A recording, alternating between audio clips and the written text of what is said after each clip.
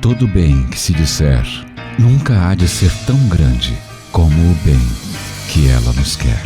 A Mesma Mãe, podcast produzido e apresentado por Ellen Andrade. Produção original, Central de Podcasts, Evangelizar. E hoje nós damos início ao podcast A Mesma Mãe. Eu sou Ellen Andrade e você, nos próximos episódios, vai conhecer um pouquinho sobre as devoções marianas. Sempre vou trazer convidados para nós falarmos a respeito dos títulos dessa mãe que é tão maravilhosa, dessa mãe que cuida de nós com tanto carinho, com tanto amor.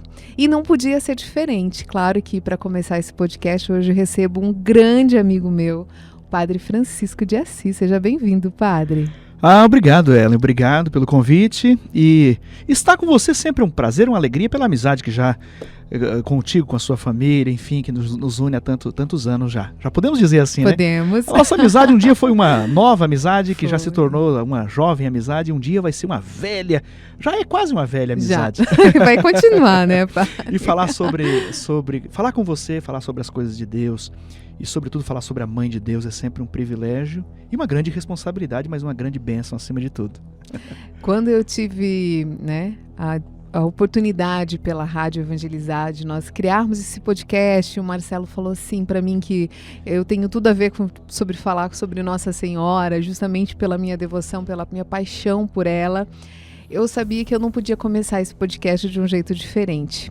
Por isso, para quem está nos ouvindo, eu procurei o Padre Francisco e falei com ele. Falei, Padre, eu vou fazer um podcast, eu quero que o senhor venha participar. Como é que a gente pode fazer?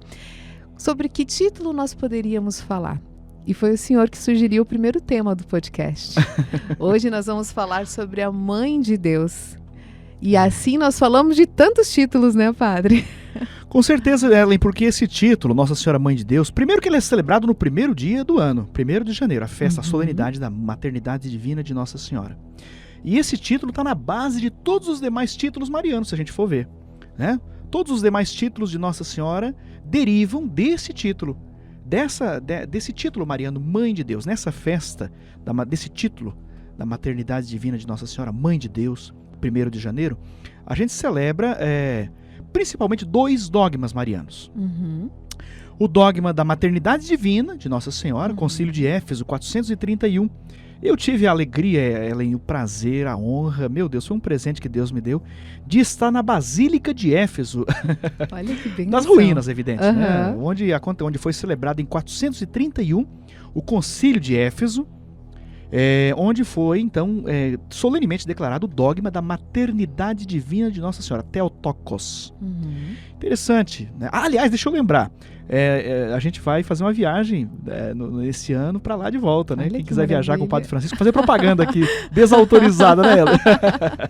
Mas só para dizer, 431 houve o Concílio de Éfeso, foi declarado o dogma Theotokos, Mãe de Deus, 431. Não que tenha sido, naquele momento, a primeira vez que se falou disso, não. Essa é uma tradição que vem desde os Evangelhos. Aliás, desde o Lucas, capítulo 1. Desde a Anunciação, Desde a Anunciação, em seguida Isabel diz, de onde vem a honra que a mãe do meu Senhor venha me visitar. Então isso é algo sempre presente na tradição cristã, desde antes da escrita dos Evangelhos. Quer dizer, da tradição verbal, oral da igreja. Evidente que as verdades de fé da igreja vão sendo, não digo que construídas, mas declaradas ou colocadas como dogmas com o passar dos anos. E em 431 houve esse dogma da maternidade divina de Nossa Senhora. Foi o primeiro dogma que a igreja criou ou não, Padre? Olha, dos dogmas marianos, a gente pode dizer que sim. É o primeiro dogma mariano, praticamente. Porque essa festa celebra também um outro dogma. A virgindade de Nossa Senhora. É outro dogma. Aliás, são 4 dogmas marianos. Essa festa celebra 2. Theotokos, Mãe de Deus, maternidade divina de Nossa Senhora. E o dogma da virgindade perpétua de Nossa Senhora. Antes, durante e depois do parto. Como Deus fez isso? Problema dele. É com ele.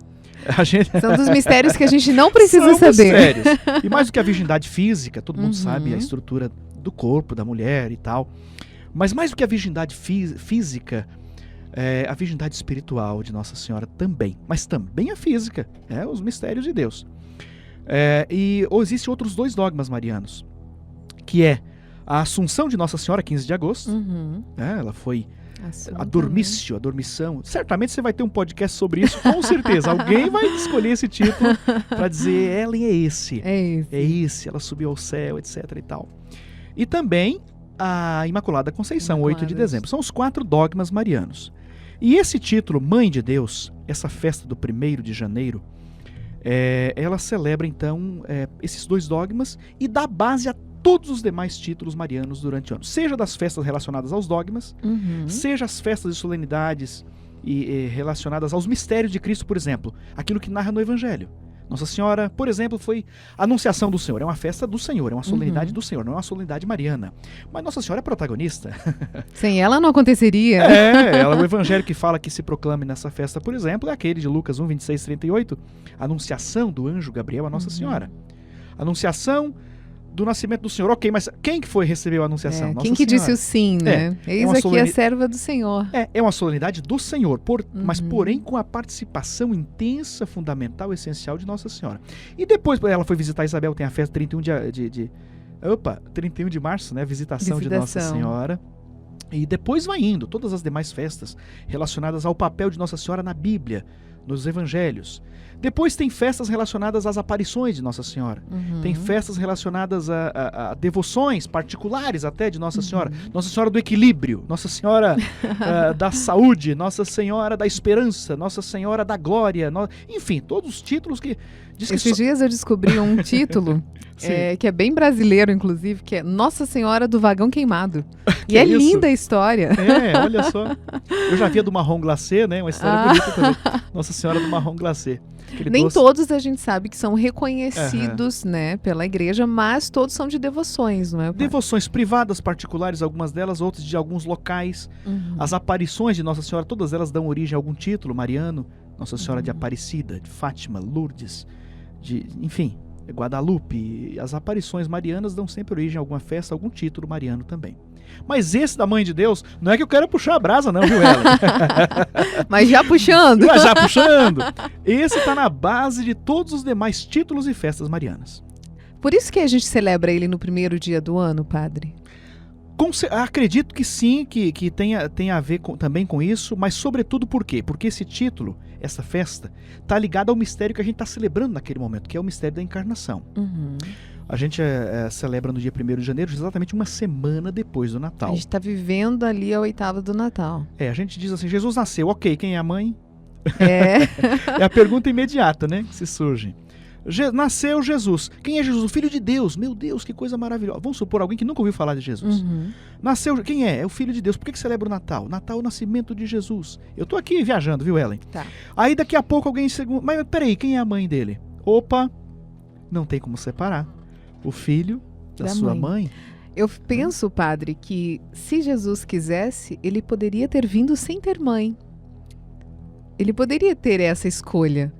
Mas não era, né? Ele precisava cumprir a promessa, ele precisava de uma mãe e escolheu Nossa Senhora para ser a mãe dele. Posso estar muito errada, mas eu penso assim. Mas é claro, Ellen, porque você está certíssima, porque é evidente, Deus pode tudo. Deus podia não ter assumido família, assumiu família. Deus podia não ter assumido uma mãe, assumiu uma mãe. Ele quis precisar de Nossa Senhora. Ele quis esse cuidado. Quis.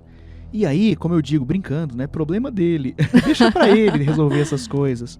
Porque começa aquela discussão. Tem grupos religiosos que valorizam a Mãe de Deus, outros não valorizam. E tal. Mas, meu Deus, o Evangelho é muito claro. Ele quis precisar de Nossa Senhora. Se ela não tivesse colaborado, se, a gente pode colocar tanto se aí. Mas acontece que o Evangelho é claro, ele quis precisar dela, do sim dela, da acolhida dela. E Nossa Senhora naquele momento é a deputada da humanidade. Deputado significa o representante, o procurador. Ela negociava no nosso nome algo que todos nós, como humanidade, estávamos ali negociando com ela. São Bernardo tem uma página linda sobre isso. Depois o grupo Anjo de Resgate, Dalvimar, nosso querido Dalvimar, meu amigo Dalvimar, Deus abençoe o Dalvimar, compôs essa música linda. O céu inteiro espera pelo teu sim. Essa frase é de São Bernardo, né? O universo inteiro, a criação. Não tardes, ó Maria, em dar o teu sim.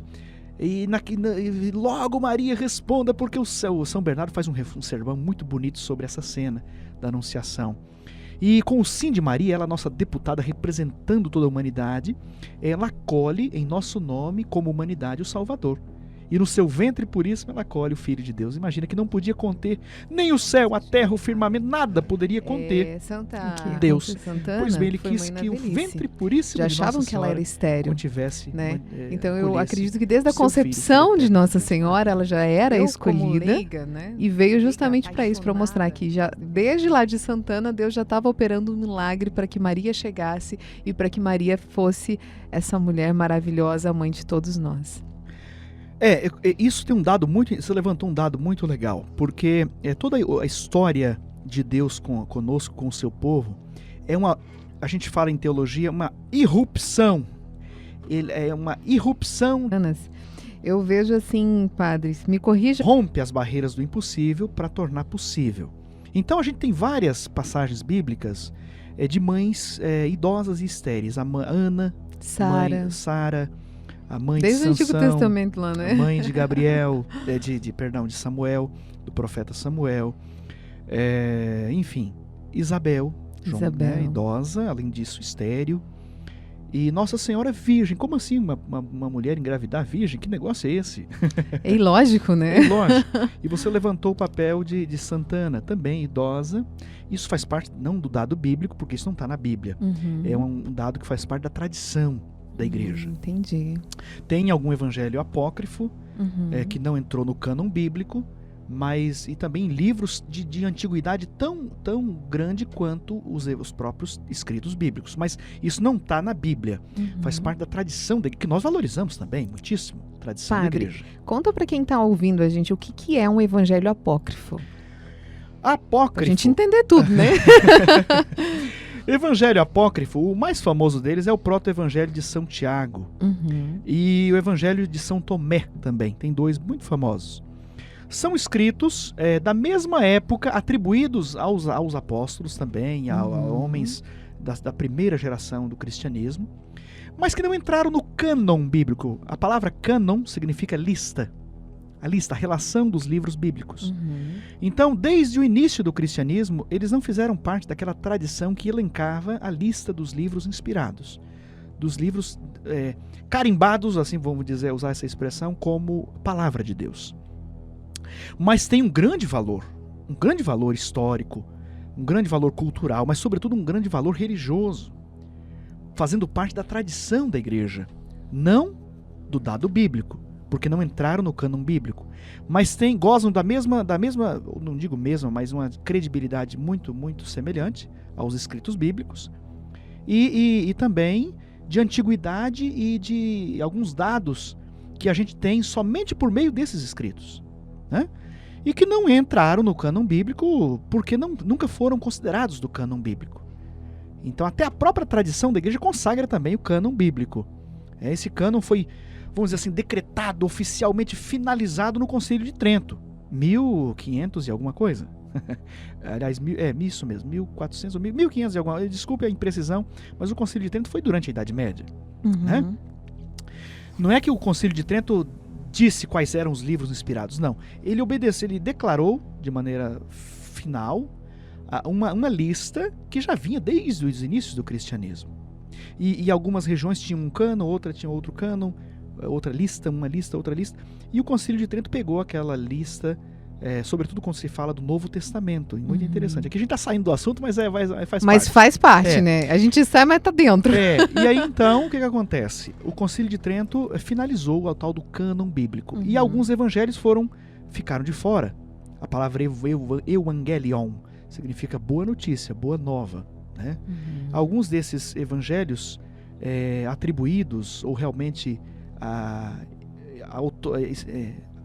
assinados por alguns desses personagens dos primeiros tempos do cristianismo ficaram de fora do cânon bíblico, nem por isso são menos importantes. Por exemplo, o proto-evangelho de São Tiago e o evangelho de São Tomé, entre outros. Ah, entendi. É porque não tem como falar de Nossa Senhora sem falar de toda essa história e de tudo que isso carrega, né, padre? Porque Nossa Senhora é a mãe do Filho de Deus, né? Por isso que hoje nós vamos falar bem mesmo sobre esse título que, como o senhor nos explicava, é um dogma, Mãe de Deus. Quanta honra Nossa Senhora teve de ter esse privilégio, né, de ser a mãe do Filho de Deus. E mãe de Deus mesmo. Ela não é mãe de uma parte de Jesus, de um pedaço de Jesus. Ela não é mãe de um aspecto de Jesus. Ela não é mãe apenas enquanto humana de Jesus. Eu ouvi uma coisa, eu vou pedir licença para você para machucar os seus ouvidos agora. Opa. E quem sabe, não quero dizer, vou usar uma expressão forte, machucar os ouvidos de quem está nos ouvindo, mas eu já ouvi com esses ouvidos aqui frases que me deixaram tão triste a respeito de Nossa Senhora, de pessoas que se dizem seguidoras do Evangelho, meu Deus do céu. Por exemplo, dizer que ela foi usada apenas por Deus como uma cápsula, olha que coisa terrível, como uma cápsula, e depois Deus apenas usou, só para acontecer. Usou ela como um receptáculo, né, para colocar o seu filho aqui no mundo e basta. Esse título de mãe de Deus não é legítimo. Isso foi muito questionado, né? Mas aí entra bem no que eu comentei contigo agora há pouco, padre, que se Deus quisesse, ele viria pronto, ele não precisaria de Nossa Senhora. Mas ele quis precisar. Isso. O problema de quem não aceita isso também, me desculpe, né? Não aceita, adoça. E eu falo assim, a gente fala assim, esse problema não... Chega a doer, né? Porque as pessoas não sabem o quanto estão perdendo por não acreditar e por não sentir tudo que Nossa Senhora traz para nós. Meu Deus do céu. E você pega o Evangelho de São Lucas, mas a gente pode rasgar o Evangelho e jogar no lixo? Jamais. Jamais. Como é que você vai jogar o Evangelho e descartar? Não, esse Evangelho aqui diz assim, eu não concordo muito bem, não. Vou pegar só o que Não sei quem era Lucas, não quero. Eu vou pegar só o que fecha comigo aqui com o Evangelho. Então essa parte que fala, mãe do meu Senhor... Mãe de... Não, isso aqui eu não aceito, não, vou descartar. Não dá. A gente tem que aceitar, eu digo brincando, problema dele. E aliás, do Evangelho, né? E lá é muito claro, ela é mãe do meu Senhor. Aliás, esse texto é muito bonito, eu sei que alguém vai falar aqui especificamente sobre esse título, da visitação de Nossa Senhora. Mas faz memória, Ellen, essa visita de Isabel, de Nossa Senhora Isabel, onde ela é chamada pela primeira vez, de mãe de Deus, mãe do meu Senhor. Faz parte, é uma... Como é que eu vou usar a figura de linguagem? Estou tentando lembrar aqui. É uma paráfrase, vou colocar assim. Quando a gente diz uma frase muito famosa, e se refere a uma frase muito famosa, vamos supor, você diz assim, Padre Francisco, fica mais um pouco aqui com a gente, aqui no podcast. Eu digo, Ellen, eu tenho compromisso, eu tenho que sair. Não, mas fica mais um pouco. Daí eu digo assim, tá bom, Ellen, se for para o bem de todos e felicidade geral do podcast ou da igreja, diga ao povo que fico. Aí você vai dizer, peraí, Padre. Lembra do fico, essa né? Essa frase é do dia do fico, lá de Dom Pedro, quando a família real ia para Portugal, o pessoal pediu, e ele falou essa frase famosa, né? Exato. Olha que interessante. Você cita uma... Eu estou brincando aqui, citando fazendo uma paráfrase de uma frase famosa de Dom Pedro, mas para brincar aqui com a gente, com você. A frase de Isabel é mais ou menos isso. Ela faz uma paráfrase de uma frase muito famosa de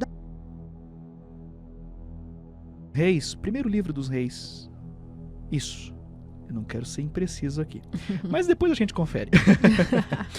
Tem um episódio, acho que é o segundo livro dos Reis, em que Davi recebe a Arca da Aliança no seu palácio. A arca vivia em tendas. A arca é aquele caixote maravilhoso que continha as tábuas de pedra da lei, os 10 mandamentos. E Davi está recebendo a Arca da Aliança no seu palácio. Saiu da tenda e ele acolheu no palácio real. Ele tinha um grilo na cuca, ele dizia, meu Deus, eu moro num palácio de cedro, que vieram do Líbano, essas madeiras maravilhosas, cheio de Davi, do rei Davi. O livro dos... Que negócio é esse? Então ele pediu autorização ao profeta da época e introduziu a Arca da Aliança no seu palácio. Bom, a história é muito mais complexa, eu estou resumindo aqui. E então o Davi veio comitivas, os sacerdotes ofereciam sacrifícios e a arca vinha e Davi tirou a roupa, ficou quase despido e dançava e fazia evoluções e feliz da vida. Enquanto isso, a esposa dele chamava Micol, filha de Saul, lá de cima de alguma sacada olhava e tirava sarro do rei. Onde já se viu Que mico é esse que o rei de Israel está pagando, meu Deus? Quase sem roupa, dançando igual um maluco, igual um alucinado por essa arca que está chegando. E ela chamou Davi e fez uma repreensão com ele. Falou exatamente isso.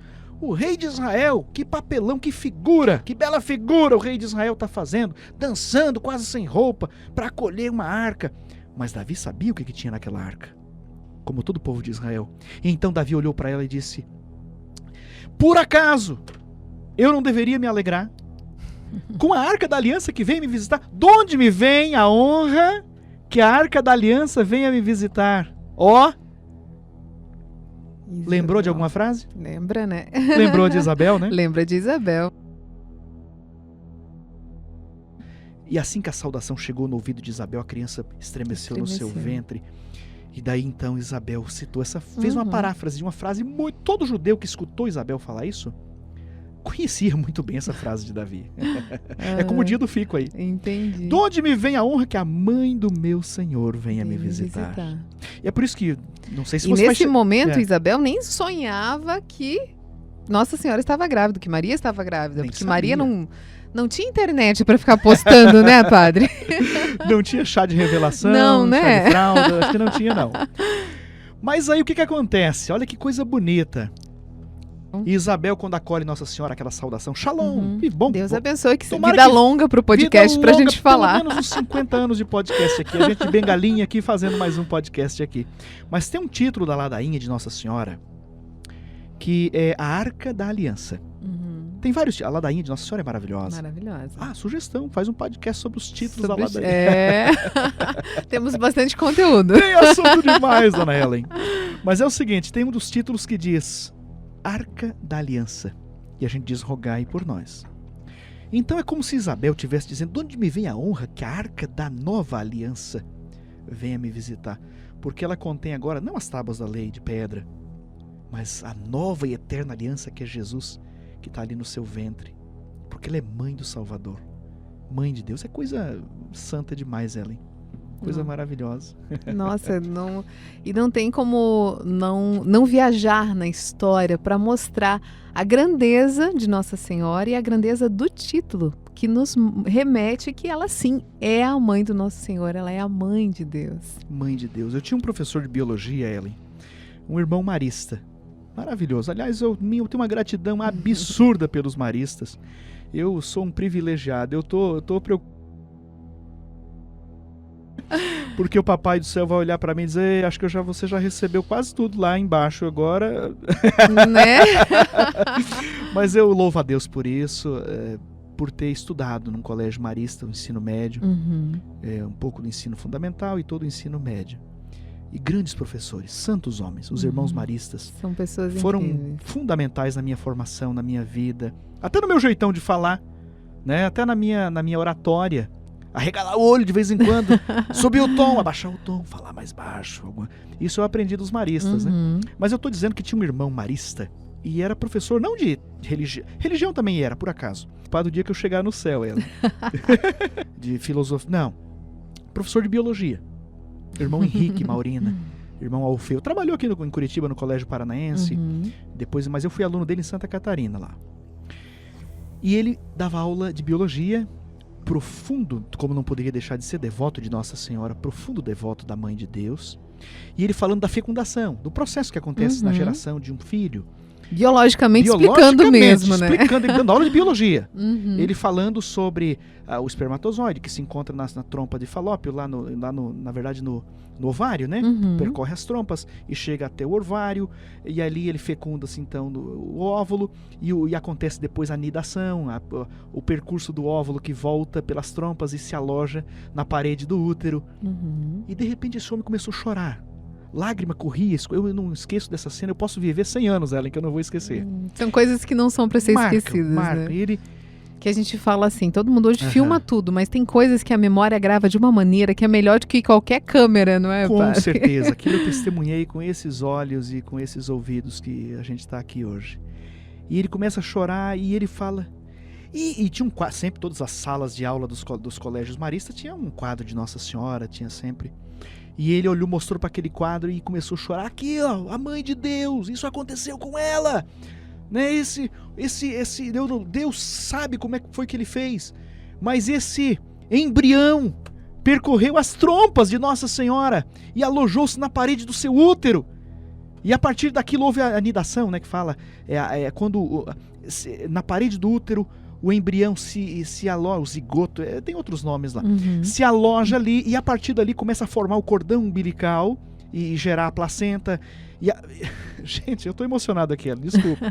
Eu começo a viajar nisso aí, lembro da emoção do irmão Henrique falando. Imagina que coisa santa, Nossa Senhora passando a nutrir aquele menino, aquele feto já agora, e o cordão umbilical, e o sangue, o oxigênio. Imagina a ligação absurda, Ellen, pelo amor de Deus, e quem está nos ouvindo, que existe entre uma mãe e um filho, que existe entre Nossa Senhora e Jesus. Como é que a gente vai separar os dois, pelo amor de Deus? Não existe como, né? Eu até vou usar uma frase que não é minha, que é de uma música do Ministério Tua Palavra que fala DNA de Maria. Que nós temos o DNA de Maria. Por quê? Porque Jesus tem o DNA dela, né? E a gente tem o DNA dele. Então a gente também carrega o DNA de Nossa Senhora. Coisa e é isso. Santa. Quando a gente pensa nisso, não tem como não se emocionar, padre. Porque eu fiquei emocionado aqui quando eu vi o João me traindo aqui na emoção. Quando eu escutei essa música que eu comentei agora, pela primeira vez, eu nunca tinha feito essa analogia de que eu tenho também um pouquinho do DNA de Nossa Senhora. Eu sei que sou apaixonada por ela, né? Que desde que eu nasci, minha mãe me consagrou e a minha devoção vem desde a infância. Mas eu nunca tinha passado na minha mente que eu posso ter no meu sangue o DNA de Nossa Senhora. E agora o senhor falando aqui me remeteu isso e não tem como não se emocionar e pensar, meu Deus, eu sou tão filha de Nossa Senhora que o sangue dela também corre aqui. De novo, São Bernardo. O maior mariólogo da história da igreja, São Bernardo de Claraval. São Bernardo foi abade de uma abadia chamada Claraval, na França, né? Mas um dos grandes beneditinos da história da igreja. E talvez não, com certeza o maior mariólogo da história da igreja. E São Bernardo tem uma frase que a gente diz, se não fosse o São Bernardo que dissesse isso, a gente ia ter cheiro de heresia. Mas como foi São Bernardo, doutor da igreja, não tem nada de heresia nisso. Ele diz, caro Christi, caro Marie, a carne de Cristo é a carne de Maria. Meu Deus do céu. Que profundo. Que profundo. Quando a gente vai comungar, aquele corpo que a gente recebe lá na Eucaristia foi o corpo que foi gerado no útero de Nossa Senhora. O corpo que Nossa Senhora deu a ele. Aquele sangue que a gente recebe lá é o sangue de Jesus. Foi o sangue que Nossa Senhora transmitiu a ele pelo cordão umbilical. Às vezes a gente bate no braço assim, eu tô batendo aqui. E a gente diz, nessas veias aqui corre o sangue do meu pai. Não tinha aqueles que é sangue azul? Sangue não sei o quê. Azul, que é o sangue do meu pai, que era no seu caso, seu pai é de origem o quê? Meu pai? Vamos falar da Europa fora. Aí. Não, meu pai é brasileiro mesmo. Sua mãe? Minha mãe é inglesa. Inglesa. Poxa, sangue azul mesmo, hein, Ellen? Tá na cara, tem sangue azul mesmo. No meu caso, meu bisavô veio de Portugal, né? Bisavô, avô do meu pai, meu bisavô, veio garoto de Portugal. Meu pai de origem portuguesa, minha mãe de origem também portuguesa e espanhola. Mas tem africano, tem índio, tem uma mistura fina. Tem uma mistura, Tem uma mistura legal. E às vezes a gente bate no braço e diz, aqui está o sangue do meu pai, que era um alemão de qualidade. Aqui está o sangue do meu pai, que era um italiano e trabalhador, né? Honore e lavore, honra e trabalho. Aqui está o sangue do meu pai, que no meu caso era um baiano bom no facão. Ele não era bom no facão, mas muito melhor na fé. Meu Deus do céu, saudade do meu papai. E a gente bate no braço e diz, aqui está o sangue do meu pai, assim. Mentira! Ali está o sangue da mãe. Da mãe. Da mãe. Ali está o DNA da mãe. Tá o sangue. Claro que a participação do pai é evidente. Existe. Mas você recebeu aquele sangue. Quem te nutriu foi sua mãe. E quem falou isso foi o bom e velho irmão Henrique Maurindo. Eu ouvi essa frase dele. esse sangue que corre aí nas suas veias, você Que é não muito recebeu. mais que o irmão Marista, professor de biologia, para quem não entende, né? Para mostrar que a fé e a religião sim caminham juntas. A fé e a ciência, né? Com certeza. Ali está o sangue não do seu pai, mas da sua mãe, e nos braços, nas veias de Jesus. Vamos pensar no corpo físico de Jesus, que, claro, a gente não para no físico, a gente transcende. Mas ali corria o sangue que ele recebeu de Nossa Senhora. E quando a gente comunga, quando a gente entra na fila da comunhão, então a participação de Nossa Senhora na Eucaristia é uma coisa íntima, é uma coisa profunda. O mistério da eucarístico do qual ela participa é coisa santa demais. Por ser mãe de Deus. Tá vendo? Tá na base também da ligação de Nossa Senhora com a Eucaristia. Esse título, puxando a brasa de novo, tá na base todos os demais títulos, porque o fato dela ser mãe. Ela é mãe. Aí tudo vai ter referência com ela, né? Coisa sublime, maravilhosa. E perceber que ela disse esse sim para ser, sim, eu vou ser mãe do filho do meu Senhor. Mas quando ela disse esse sim de ser mãe do Filho de Deus, ela disse sim para ser mãe de todos nós, né? Daí vem a grandeza da humildade dessa mulher que não tem como a gente explicar. Você, querendo ou não, você citou o único texto... Atenção. Fiquei até com medo agora. O único texto de São Paulo, de todas as cartas paulinas, que fala de Nossa Senhora, embora fale indiretamente. Paulo definitivamente não é um mariólogo. Não, mariólogo é Lucas. João, grande mariólogo. Paulo definitivamente não é. Mas tem uma passagem, Gálatas 4:4. Vou até anotar para não esquecer aqui, ó. Carta aos Gálatas, capítulo 4, versículos 4 ali, 5 e tal. Paulo faz referência a ela. E ele diz: na plenitude dos tempos, Deus enviou o seu filho, nascido de uma mulher. Já começa interessante. Eu vou interromper aqui, depois eu continuo o versículo. Não estou com a Bíblia aqui não. Se eu errar alguma palavra, me perdoem. Mas... nascido de uma mulher. E tem um grande... O próprio São Bernardo comenta essa passagem. E outros padres da igreja dizem... a carta aos Gálatas é muito claro. Nascidos de Maria. Não em Maria. Nascido dela. Do corpo dela, do sim dela, da participação dela. Nascido de uma mulher. Aí continua.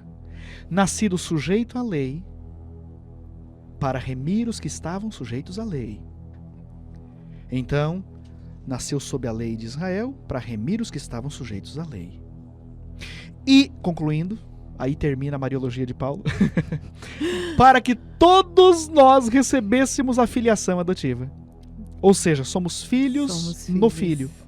Somos filhos por causa do Filho dela. Ou seja, somos filhos pelo sim também de Nossa Senhora. É pequena a mariologia de... Quem sou eu para avaliar? É pequena, mas profunda. É só esse versículo, 2 versículos ali, basta, porém, ali a gente resgatou aquele título de filhos de Deus e também de Nossa Senhora. E Paulo fala uma coisa interessante, para que todos recebêssemos a filiação adotiva. E se somos filhos, em seguida ele continua, somos também herdeiros. Herdeiros de Deus e co-herdeiros em Cristo. O direito mais fundamental que um filho tem é o direito à herança. Nem que for a herança das dívidas dos pais, mas herda.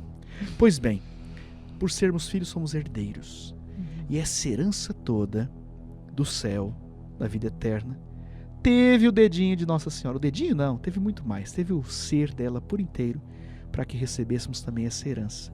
E ela, sendo mãe do Filho de Deus, assume também uma maternidade sobre todos os filhos de Deus. Interessante. Maravilhoso. Tem desdobramentos disso, Ellen. Vamos lá. Primeiro aos pés da cruz. Jesus, filho. Eis aí a sua eis mãe. Aí tua mãe. Mãe, eis aí mãe, teu filho. Eis aí o teu filho. Então ali todo filho de Deus, todo filho da igreja passou a ser também filho de Nossa Senhora. Aí depois... ali a gente percebe, aí a gente volta, como não acreditar, como não crer? Se o próprio Cristo falou, filho, eis aí a sua mãe. Ele nos deu ela como mãe. Como nós não acreditarmos e como nós não aproveitarmos ter esse colo de mãe que acolhe e que cuida, padre? Pois é. Gente, olha, é uma coisa tão lógica. esse título Mariana, Mãe de Deus e Nossa Mãe. Lógica do ponto de vista não tanto também da teologia, mas a racionalidade, o estilo da racionalidade mariana, ela percorre um estilo não intelectual. Ela percorre um estilo do coração. Porque a mãe a gente vai por meio do coração, não por meio de formalidades, por meio de, sei lá, de protocolos. É uma racionalidade afetiva acima de tudo. Verdade. A gente se dirigir à mãe. É o estilo da racionalidade da teologia mariana, da mariologia. É o estilo do coração. É um coração de filho que se dirige ao coração da mãe, né? Eu falava do primeiro desdobramento, aos pés da cruz. Mãe, eis aí o teu filho, filho, eis aí a tua mãe. Mas tem um texto do Apocalipse que fala de uma mulher. Esse texto, a primeira vez que eu estudei esse texto... Eu me assustei a primeira vez que eu li esse texto. Não, a primeira vez que eu li não foi o caso, mas quando eu estudei esse texto na faculdade... Eu, quando li, eu era criança, daí realmente me assustei. Mas eu fiquei tão decepcionado, Ellen. Deixa eu te explicar por quê. Por quê? Porque esse texto para mim estava muito claro. Nossa Senhora. Né? Nossa Senhora, essa mulher vestida de sol, na lua sobre os seus pés, na cabeça uma coroa de 12 estrelas, etc. Grávida, prestes a dar à luz, tem o dragão, tem etc. Nossa Senhora, né? E tal. E aí o professor nos deu um balde de água fria. E não é Nossa Mas Senhora, depois é que ele corrigiu. Calma. Não, deixa eu te explicar. João não se refere a Nossa Senhora quando escreve. Não. Ele se refere à igreja. Mas eu chego lá, calma. Tá, eu tô não tentando vai ficar entender. Tão decepcionado quanto eu fiquei lá. A minha cara já tá mostrando, eu tô tentando entender, padre. João, ele está escrevendo aí. O Apocalipse não é um livro de profecias do futuro. Não. Muita gente diz isso, mas a gente sabe que não é. É um livro que fala do que a igreja estava vivendo naquele momento. Fala da dor, do sofrimento, da perseguição, das esperanças, da alegria, do testemunho, da coragem, né? Daqueles que testemunharam a fé. É um livro para encorajar os cristãos que estavam sendo perseguidos pelo Império Romano. João, o grande teólogo, o grande mariólogo, escreve como um ancião para confortar os filhos perseguidos da igreja e tal. E ele escreve em códigos, ele se refere à igreja quando fala dessa mulher. A mulher grávida. Você sabia que antigamente não, ainda hoje, muitas igrejas são construídas ao estilo, por exemplo, oriental de construir. E constrói a igreja com uma cúpula. Redonda em cima. Por exemplo, os ucranianos gostam muito de cúpula. Isso. Você vai em Aparecida, tem aquela cúpula São enorme. Enormes. São Pedro, a Basílica de São Pedro em Roma, a cúpula Também. famosa de Michelangelo, aquela cúpula arredondada. Sabe o que significa aquilo? A barriga de uma mulher grávida. Sério? Não sabia disso não, padre. Primeiro significado é esse. Aprendendo. Depois simboliza o céu também, a abóbada celeste. Depois vai... Mas principalmente o início, a coisa original, Santa Sofia, a basílica famosa que era sede do patriarcado da igreja grega, né? São João Crisóstomo era o patriarca naquele período. Tem também essa... E depois, olha que interessante, as mesquitas passaram a ser construídas também no formato de Santa Sofia.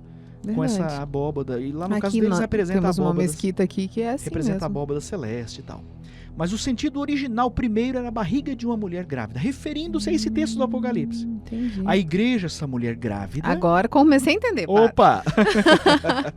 A igreja, essa mulher grávida, prestes a dar à luz, que dá a luz aos novos filhos da igreja, na fonte batismal, ali eles nascem. Ok. Não se refere em primeiro lugar, em princípio, a Nossa Senhora. Mas alguém pode dizer assim, rapaz, mas peraí, por que nas festas marianas coloca esse texto então para confundir a cabeça da gente? Por exemplo, 15 de agosto, a primeira leitura é esse texto, e várias outras. Fala do Apocalipse, da mulher do Apocalipse. Não. Ele fala também de Nossa Senhora esse texto. Porque tudo que nós dissermos da igreja, a gente pode dizer de Nossa Senhora. Tudo que nós dissermos de Nossa Senhora, a gente pode dizer da igreja. Vamos lá? Vamos. Por exemplo, Nossa Senhora, Mãe de Deus.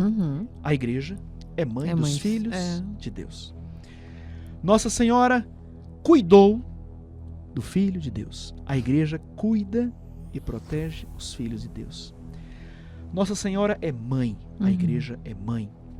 Nossa Senhora ensinou tudo ao Filho de Deus. A igreja é mater et magistra, mãe e mestra, que ensina os filhos de Deus em tudo. Nossa Senhora teve a grande responsabilidade dada por Deus de guardar, de cuidar, de proteger, de amparar, de ser a custódia do Filho de Deus, o escrínio. É como se fosse uma custódia. A gente guarda no sacrário a custódia, onde vai a hóstia consagrada. Uhum. É um dos títulos marianos, o escrínio do Filho de Deus, o primeiro sacrário da humanidade. A igreja é aquela que guarda, protege o depósito da fé e os filhos de Deus. E assim a gente vai longe. Uhum. Nossa Senhora é aquela que recebeu a missão de ser a grande catequista da igreja, dos filhos de Deus, nos primeiros tempos do cristianismo. A igreja é a grande catequizadora, catequista dos filhos de Deus. E assim por diante. Agora, esse texto, se faz tanta leitura, tantas as imagens marianas são feitas nesse formato também. Porque ele também se refere a Nossa Senhora. Talvez o sentido original Deus usa de tantas coisas, né? A gente estuda esse texto quando estuda o Apocalipse. João, escrevendo em códigos, falava da igreja, mas falava também da mãe da igreja, da mãe de Deus, da mãe dos filhos de Deus, a missão que ela recebeu no dia de Pentecostes. Né? Aqui é tema para outro podcast, viu, Ellen? Mas veja bem, Pentecostes... Podcast não vai faltar, padre. Assunto também não. Veja bem, ela já era cheia do Espírito Santo. Qual foi a primeira palavra que o anjo disse a ela? Ave? Cheia de graça. Cheia de graça, cheia do Espírito Santo. É a única vez que ocorre essa palavra em toda a Bíblia. Uhum. Que caritomene, né? Em grego. Já era cheia do Espírito Santo, ok, ponto final. Não precisava mais de mais nada, não tinha mais espaço para nada nela, a não ser a graça de Deus e do Espírito Santo. Mas por que então ela teve que receber de novo o Espírito Santo em Pentecostes? Lucas não é Atos, mas o autor é Lucas, né? Atos dos Apóstolos não fala na cena do Pentecostes que ela estava lá em oração, junto com os discípulos, no cenáculo, perseverando em oração. De repente, o Espírito Santo se manifesta e ela junto, cheios do Espírito Santo ali, recebeu com os apóstolos o Espírito Santo em Pentecostes? Aí eu vou falar uma coisa que eu penso, padre. Aí agora o senhor chega aqui com sua teologia e eu com a minha falta de... Nada disso, você manja. Mas vamos falar, Jesus quis receber o Espírito Santo, recebeu o batismo. O batismo. Né? Tá aí. Pra mim, é isso mesmo? Tô muito errada, padre? Tá certíssima. Né? Se o próprio Filho de Deus quis ser batizado, né? João Batista falou isso pra ele, né? Ele já estava cheio do Espírito Quem sou Santo. eu pra lhe batizar? Mas ele recebeu uma nova efusão do Espírito Santo no batismo. E isso aconteceu com Nossa Senhora. Porque ali houve um divisor de águas na vida de Jesus. Uhum. A partir dali começa a sua vida pública. 30 anos de escondimento, do silêncio. No batismo, a nova efusão, o batismo no Espírito Santo, vamos colocar assim. Uhum. Uma nova efusão do Espírito Santo, a manifestação de Deus, a chancela da voz do Pai, tu és o meu filho e tal. E ele vai para a vida pública. Nossa Senhora em Pentecostes é exatamente o que você falou. Ela recebeu uma nova efusão do Espírito Santo, porque agora ela recebia uma nova missão dada por Deus, de ser agora a mãe da igreja. E é por isso que no dia seguinte ao Pentecostes, olha o nosso Chiquinho aí, o nosso Papa Francisco. No ano de 2019, ele instituiu, 18 ou 19, ele instituiu a festa da Nossa Senhora Mãe da Igreja. Mãe da Igreja. Que se celebra na segunda-feira depois de Pentecostes. Hã? Seria por acaso? Não. Porque lá em Pentecostes ela já era cheia do Espírito Santo, mas recebeu uma nova efusão do Espírito Santo, porque agora ela passava a ser a mãe da igreja. Então por isso, igual a crisma, comparando. No batismo a gente já recebeu plenamente a efusão do Espírito Santo, não precisava de mais nada. Mas a gente é crismado. Por que será que tem a crisma? Porque ali a gente recebe a nova efusão do Espírito Santo para que esses dons recebidos do batismo sejam aflorados agora. E a gente se torne agora, vamos dizer assim, arautos, missionários, anunciadores, fazendo esses dons fluírem para a igreja, para o bem do corpo místico de Cristo. E assim foi com Nossa Senhora. Ela recebeu essa nova efusão do Espírito Santo em função da nova missão que ela recebia do Senhor. Meu Deus, é pra gente falar disso aqui o dia inteiro mesmo, né, padre? Nossa, vamos até abastecer o copo aqui de café, vamos porque... mais um golinho do nosso café. Porque, gente, você tem duas coisas que eu e Padre Francisco gostamos de fazer, é conversar e tomar café, né, padre? Não, é nossa cara, né, Helen?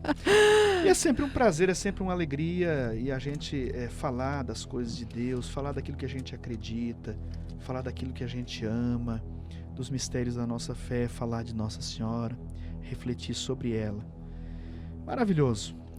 Padre, Mãe de Deus, quando aconteceu o Pentecostes, nós sabemos que os discípulos saíram para cristianizar o mundo, podemos dizer esse termo. E eles sempre saíam sobre a intercessão de Nossa Senhora.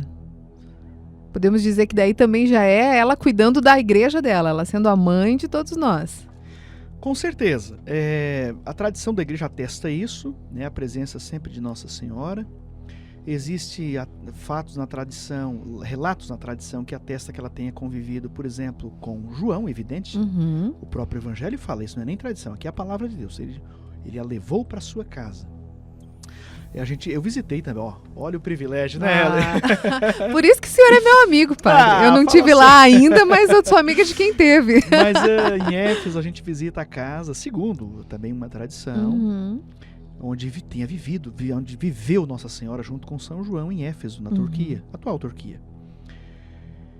Mas há relatos que ela tenha, com certeza, convivido com Lucas, com Tiago, né? Com Tiago. Tiago é uma história bonita, guarda essa aí. Mas o Lucas, ele é o evangelista que mais fala de detalhes da infância de Jesus. Por isso que eu sou tão apaixonada pelo Evangelho de São Lucas, não é novidade. Todo mundo que acompanha o meu programa na rádio já sabe, né? O senhor sabe, quem me conhece sabe que eu sou apaixonada nesse evangelho.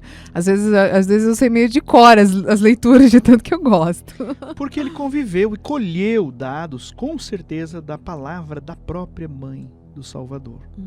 Marcos também, João Marcos, pode ser que tenha convivido. Ok. Mas esse levantou um assunto interessante. Bom, para fechar o primeiro, há relatos na tradição que ela tenha realmente, de fato, acompanhado os primeiros cristãos, os apóstolos, enfim. Agora, essa de São Tiago é bem interessante, pedi para você guardar porque é legal. É a primeira aparição de Nossa Senhora. E ela ainda estava viva. Ela ainda estava aqui na Terra, né? Porque viva ela sempre está. Mas eu gosto dessa história com Santiago justamente por isso. Primeira aparição de Nossa Senhora, ainda em vida, a um dos apóstolos, animando na missão.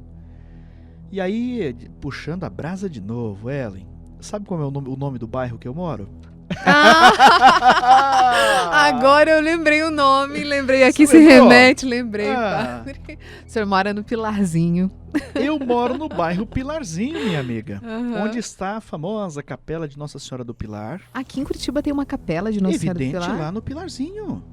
Como é que eu não conheço, padre? Fala sério, Ellen. Demorou pra visitar. Segunda-feira, 3h. Você tá ao vivo aqui, né? Mas vou estar de férias em breve. Então tá bom. Já achei um programa. Segunda, 3h, toda segunda às 3h, 15 horas, a gente tem missa. Geralmente eu que celebro. Essa capela faz parte da sua paróquia? Faz. Rua São Salvador, lá pertinho do Mercado Baço.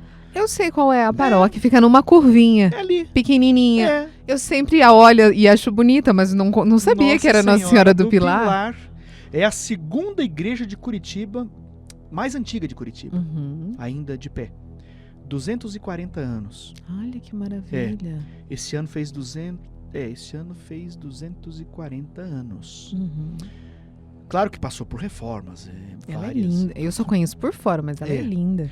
E é uma igreja que é o coração do bairro Pilarzinho, por isso chama Pilarzinho, porque é essa devoção de Nossa Senhora do Pilar. E só perde para a igreja da Ordem, aqui, como edificação mais antiga. A primeira, mais antiga igreja da Ordem. São Francisco é ruína já, né? Da Ordem, né? A igreja da Ordem, ali no centro. E a igreja daqui de Curitiba, mais antiga, a segunda mais antiga, segundo relatos da própria prefeitura. Prefeitura, inclusive, da arquidiocese. Eu estou vendendo o que eu comprei. Não sou historiador, não. Mas, independente disso, da antiguidade ou não, essa devoção de Nossa Senhora do Pilar a gente tem, muito forte, porque a gente mora nesse bairro. Eu fui ordenado no bairro Pilarzinho, na paróquia de São Marcos. Que é maravilhosa. Eu fui ordenado ali, então a gente tem desde sempre uma devoção grande a Nossa Senhora, que apareceu em cima de um pilar, segundo a tradição, em Saragossa, na Espanha. Saragossa, né? E eu gosto dessa história, eu vou puxar um pouquinho, porque acontece, Nossa Senhora, antes de Santiago sair em missão, falou para ele: edifica uma igreja para glorificar o meu filho. Mas aí São Tiago, né, que nem a Ellen, assim, perdidão, falou: mas aonde que eu vou fazer isso, mãe? Você vai saber. E ela apareceu para ele no lugar que é a identificação. Dizem relatos, eu não conheço, padre, se estiver errado me corrija, que o pilar onde Nossa Senhora apareceu ainda existe no altar dessa igreja, essa basílica. Olha que legal. Eu nunca estive em Saragoça. Já estive na Espanha, mas em Saragoça especificamente não. Já estive em Compostela, né? Na igreja Basílica de Santiago e tal. Mas quero muito ir lá em Saragoça um dia. Vamos, padre. Vamos nessa. Mas as aparições, bom, aí Ellen realmente vai ser uma riqueza. Eu tô imaginando esse podcast aí pra frente. Imperdível. E olha que a gente ia falar só da Mãe de Deus, mas como falamos no começo, né? Falando da Mãe de Deus, da origem para todos os títulos. Rinde, que é uma beleza. Olha que maravilha, que bênção. Padre, eu quero agradecer muito o senhor por o senhor ter aceitado o convite de estar aqui com a gente no podcast, né? Para a gente falar dessa devoção mariana, né? Desse amor que nós temos à Nossa Senhora e mostrar que ela realmente, ela tem vários títulos, mas ela é a mesma mãe, é a Mãe de Deus, é a nossa mãe. Eu que agradeço, Ellen. Eu não sei como é que tá o nosso time. Nem eu sei, na verdade. A gente tá indo.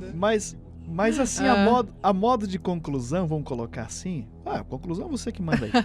Mas vamos dizer assim, a modo de conclusão, por assim dizer, tudo o que nós dissermos de Jesus, a gente vai ter que dizer alguma coisa sobre Nossa Senhora. Impossível não Porque falar. Não tem como separar. Não. A ligação é visceral. É igual falar do Padre Francisco e não falar da Dona Santa. Exatamente. Como é que vai separar? Não separa. Um beijo pra minha mamãe. Ei, Dona Santa, você lembrou muito bem. Porque daí a gente sabe a relação de um filho com uma mãe. Não há dor que doa no filho que não doa na mãe. E o contrário também. Mas sobretudo a mãe tem uma ligação absurda com o filho. E eu falo sempre isso, falando desse título, Mãe de Deus. Eu jamais estive grávido e jamais estarei, graças a Deus. Esperamos. A gente brinca, né? Essa é uma graça, é um privilégio que Deus concedeu às mulheres, às mamães. E que coisa santa quando uma mãe tá com um filho, às vezes se mexendo na barriga. Isabel soube disso quando João Batista se mexeu na barriga dela. Nossa Senhora trouxe por 9 meses o Filho de Deus no seu ventre. A ligação tremenda, espiritual, física, de vários níveis que acontece a ligação entre um filho e uma mãe. Pois bem, então a partir daí, minha cara Ellen, tudo o que nós dissermos de Jesus, nós vamos ter que dizer uma palavra sobre Nossa Senhora, não tem jeito. Jesus, que título, por exemplo, que você gosta de chamar Jesus? Jesus é a minha luz da minha vida. Ok, Jesus, Nossa Senhora é no mínimo o candelabro. No mínimo é ela que deu a luz a Jesus, né? Que deu a luz. Jesus é a água que mata a minha sede. Está aqui o nosso copo de água. Jesus é a água que sacia a minha sede da minha vida, sede existencial, fundamental que eu tenho. Nossa Senhora é no mínimo a Bíblia, no mínimo é a moringa. No mínimo. Mas olha lá se a gente pode chamá-la de fonte também dessa água.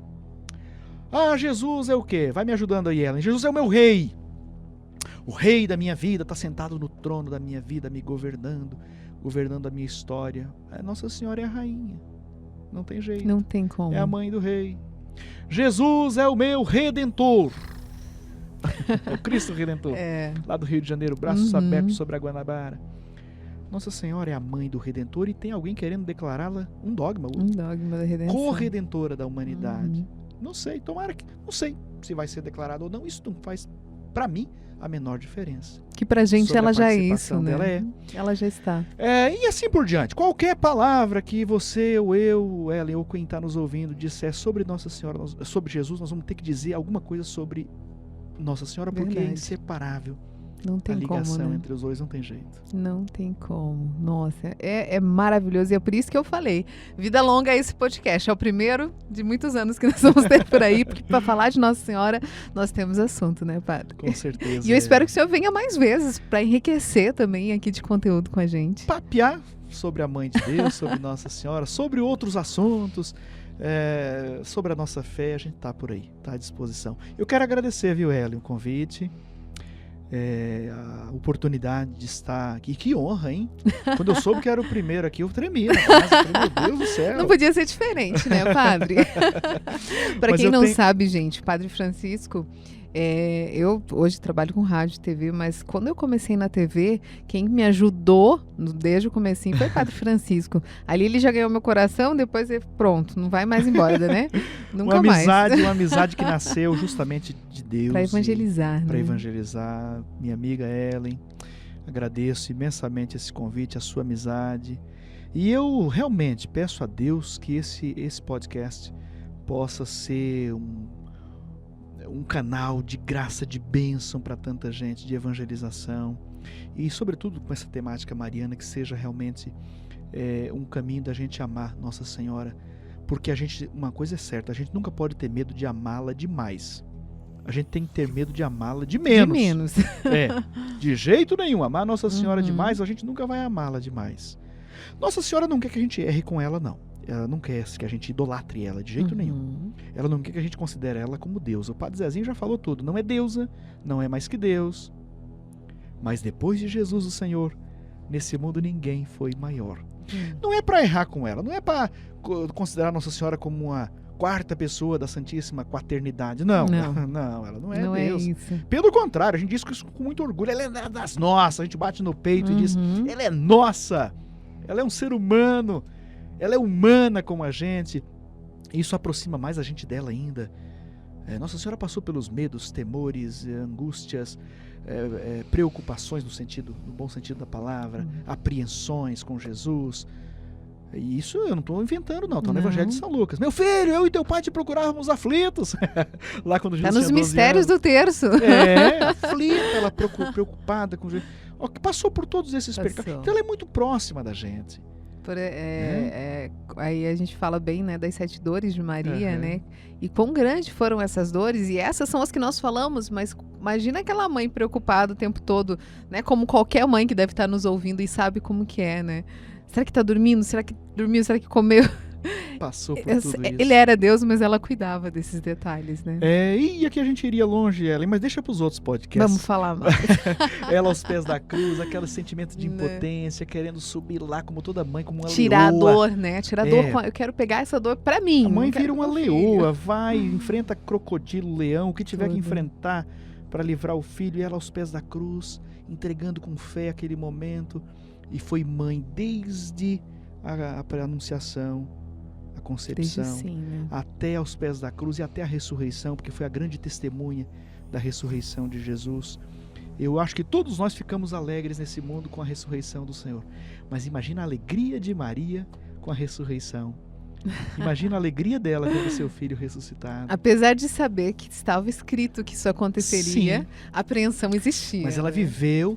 Ela viveu a dor, né, da perda. São Bernardo de novo e outros que escrevem sobre isso. Ela não sabia que o Senhor iria passar. Sabia. Ela, por acaso, duvidava da ressurreição? Não. Mas sofreu tudo. Sofreu intensamente. Nossa Senhora das Dores e a grande mãe depois da ressurreição. E outra coisa, Ellen, não sejamos criativos. Não tenhamos medo de ser criativo com Nossa Senhora. Porque o amor é criativo. O amor é criativo. Os apaixonados são criativos. São. Quando o apaixonado, ele tá indo pela rua, tá indo caminhando, daqui a pouco eu vou caminhar logo mais à tarde lá no Parque São Lourenço. Eu caminho todo dia lá. Aí, de repente, o apaixonado tá caminhando lá. Ele vê uma margaridazinha, uma florzinha desse tamanho. Vou levar para minha esposa, vou levar para minha namorada, vou levar, enfim, pro meu namorado, se for uma mulher. Qualquer um passa distraído, despercebido daquilo, mas ele vê e pega e leva com tanto carinho, porque o amor é criativo. O amor desenvolve sempre meios diferentes de manifestar o amor, de se fazer manifestar. E o amor com Nossa Senhora não é diferente. Ele é criativo. É por isso que nesses 2000 anos de história, o pessoal deu muita munição para você, Ellen, para fazer o podcast. 2000 anos de história. Diz que só o Espírito Santo é que sabe quantos títulos já foram dados para Nossa Senhora. É impossível a gente contar, né? Porque, olha, a nossa criatividade vai nos levar a dar o título que a gente imaginar para ela.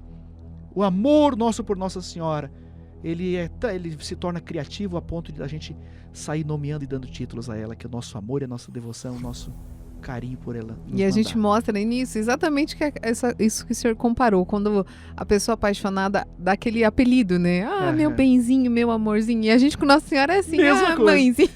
Mas é a mesma mãe. Mesma mãe de Deus. A mesma mãe de Deus. Que maravilha. criativo esse título, parabéns. Por quem parturiu esse título. Deve ter sido você. Ou quem foi, que quer que seja. Mas é a mesma mãe. É a mesma mãe. A mesma mãe. Diversos títulos. Mas a mesma mãe de Deus. A mesma mãe. Ai, Padre, muito obrigada mais uma vez. E é claro que não vou deixar o senhor ir embora sem dar uma bênção para quem está acompanhando até agora aqui esse nosso bate-papo sobre a nossa mãe. Minha amiga, então vai ser, claro, a bênção de Deus pela intercessão dela. A medianeira, a mediadora de todas as graças. E peça à mãe que o filho atende. A gente pode ir direto ao Pai, claro, somos um povo sacerdotal. A gente pode se dirigir ao Pai sem intermediários. Mas quando a gente vai por meio da mãe, aí é certo. Ela puxa mesmo. E essa bênção seja pela intercessão de Nossa Senhora. O Senhor esteja convosco. Ele está no meio de nós. Pela intercessão da Mãe de Deus e nossa, aquela que te gerou no seu útero materno, o Senhor, e o deu à luz. Aquela que nos ensina e nos transmitiu a capacidade de sermos filhos e filhos amados de Deus. Aquela que foi mãe biológica, mas sobretudo foi mãe da fé, discípula. Também nos ensina a ser discípulos do seu Filho. Desça e permaneça sobre você que nos ouve, meu irmão, minha irmã. Sobre todos nós, a bênção de Deus Todo-Poderoso, Pai, Filho e Espírito Santo. Amém. Obrigada, Padre Francisco. Esse é o Padre Francisco de Assis. Você pode seguir ele aí nas redes sociais. Como é que te acha no Instagram, Padre? Instagram é @pe. de padre, né? pe.francisco. Francisco, isso aí. Segue o Padre Francisco e continue acompanhando o nosso podcast. Próximos dias falaremos sobre mais títulos de Nossa Senhora aqui no nosso podcast A Mesma Mãe. Obrigada pelo carinho e pela audiência.